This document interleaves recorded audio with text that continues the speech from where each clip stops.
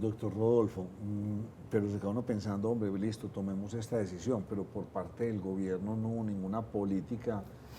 Pues aquí hablamos con el doctor Jalab y él nos decía, no, sí se pueden seguir haciendo plásticos, pero ya con otros materiales que son biodegradables, obviamente requerirá un cambio de tecnología, no lo sé, o pueden ser más costosos, pero el gobierno como que doy palo, y no estoy hablando específicamente de este, sino de aquí para atrás de muchos Digamos, gobiernos. el Estado. El Estado, sí, para no hablar de puntualmente, pero como que ni los capacitan, ni les dicen, bueno, acaben esto, pero el camino es este. Venga, nos apoyamos para salvaguardar esos 30.000 puestos y todas esas ventas. Eso es lo que sucede cuando, digamos, existe populismo legislativo. Sencillamente se toman y se producen leyes que causan impactos y no se miden los efectos económicos, sociales, personales de esos impactos, y entonces es como si nada sucediera. Aquí, por ejemplo, mire usted, y hace aquí la anotación José, claro, 1 billón de pesos en daños. ¿Quién lo va a pagar? Lo tiene que pagar el presupuesto del Estado, porque cada vez que el Estado emita una ley y con esa ley cause un daño, a pesar de ser constitucional la ley, el daño se produce y los particulares no tienen, oiga pues, no tienen la obligación constitucional de soportar el daño causado en virtud de este principio que le acabo de decir, Nacho, de igualdad de las cargas públicas, que se explica muy sencillo.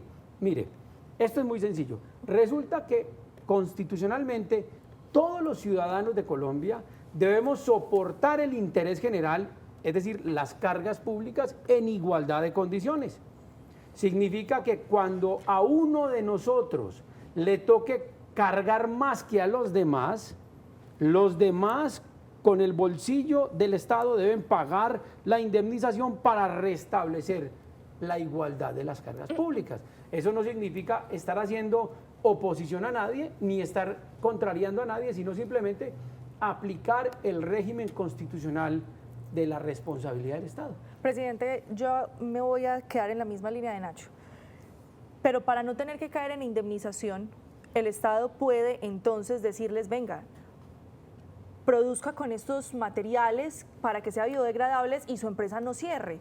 Yo los acompaño, los capacito, les doy los insumos o les hago descuentos en los insumos o les doy libres de aranceles, otros productos, como para no tener que entrar en una indemnización que cueste ese porcentaje, sino que se mitigue el daño de otra forma, que les permita producir y no cerrar. Efectivamente, eso sería la salida racional, eso sería la salida lógica, eso sería la salida constitucional, que el Estado, cuando observe que va a producir un daño con la ley, pues sencillamente se ocupe de atender y prevenir el daño o mitigar el daño.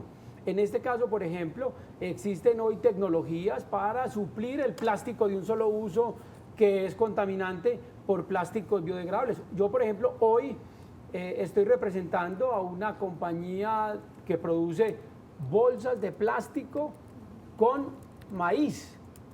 Es decir, bolsas de plástico 100% orgánicas, 100% biodegradables, y estamos adelantando contactos con supermercados europeos para que desde Colombia podamos con esta empresa enviar las bolsas de maíz a los mercados europeos.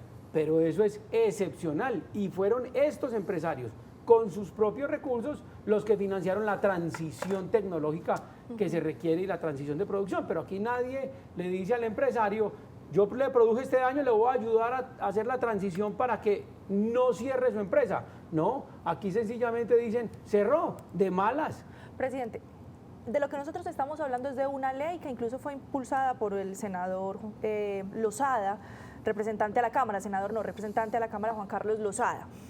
¿De quién es la responsabilidad de entrar a determinar esas mitigaciones y esos daños? ¿Del Estado, del Administrativo o del Congreso, del Legislativo, cuando regula? ¿Quién es el llamado a preocuparse por los empresarios? Hombre, se supone que lo ideal es que la misma ley que produce el daño establezca un sistema de transición y de mitigación del daño que produce.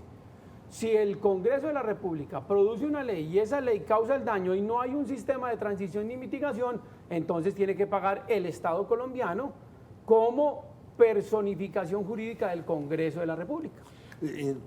Presidente Rodolfo Correa, ¿y qué otros sectores se han visto afectados por estas leyes? Ya Hombre, hablamos desde el plástico de uno. ¿Qué otros sectores ven ustedes ahí en los microempresarios y pequeñas industrias? Pues miren, Nacho, no solamente los empresarios del sector de la producción, sino también de la comercialización. Y también, por supuesto, se van a ver afectados todo el sistema de hoteles, restaurantes y cafeterías que son altos consumidores de estos productos. Porque, por ejemplo, se prohibieron los pitillos y además los mezcladores también están prohibidos. Están prohibidas las bolsas plásticas en los supermercados.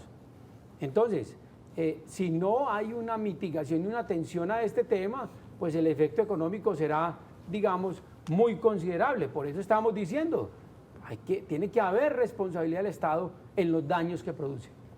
Rodolfo, ustedes son el gremio más representativo, y usted lo dice, en empresarios. ¿Cómo están hoy los pequeños y medianos empresarios en el país? ¿Cómo van? ¿Cómo les ha ido en este 2024? Mire, José, tengo que ser muy honesto con usted. Nosotros en Colombia estamos en una recesión económica no declarada desde la pandemia. Eso nadie, ni ningún presidente de ningún gremio a nivel nacional se ha atrevido a decirlo, pero yo hoy me atrevo aquí en Cosmovisión a sostener que estamos en una recesión económica no declarada. ¿Por qué? Porque hoy los cierres de las empresas son masivos. Hoy el sistema de tributación en Colombia hace insostenible la actividad empresarial. Mire, se estima que el 65% de los ingresos brutos de los micro, pequeños y medianos empresarios deben dedicarse al pago de cargas estatales. ¿Cuáles son esas cargas estatales? Los tributos.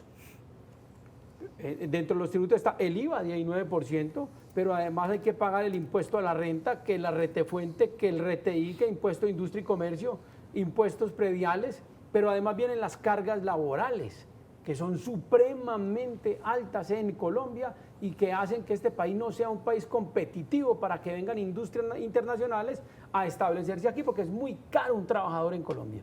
Y además con esta reforma laboral, que si ahora hay espacio podemos hablar de ella. Vamos a hacer una pausa y entramos a hablar de reforma laboral. Los efectos de la reforma laboral van a ser muy cuantiosos. Entonces, mire, 65% del ingreso de un empresario en Colombia está dedicado al pago de cargas.